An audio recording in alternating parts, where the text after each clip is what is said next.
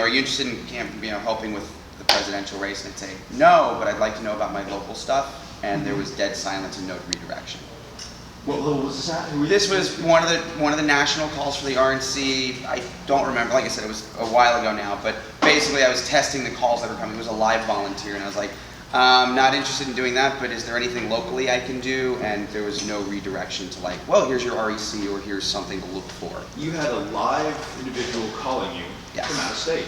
Yes. So when you asked about their local races, they may not have known what like what county they were calling into, depending on in 2014 or the years before. Yeah. Like what county they're going into.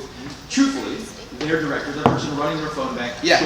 What I mean is, so if you can get that out in that environment there, that adding to a script at the end, if you're asked about what else there is, to make sure this is what you can look up or find. It's the lessons learned portion of this talk. We've learned, you can't make somebody into a precinct captain.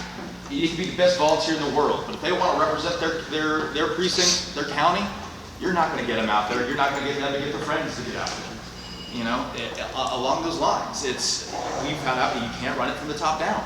So if we put it back into the local REC's hands, instead of us setting up a victory office, running our own phone banks and calling across the state, we augment phone banks of the local RECs, and therefore they know who they're calling. It's their local people, and we don't have to do a piecemeal approach, do deployments to other parts of the state, to other states in general.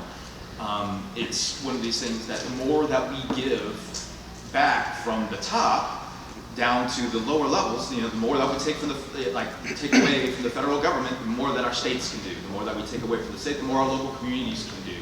And that's what we like to see. We like to see that power in our own hands, so it's not taken from us and distributed to somebody who's going to delegate from Tallahassee or Washington D.C.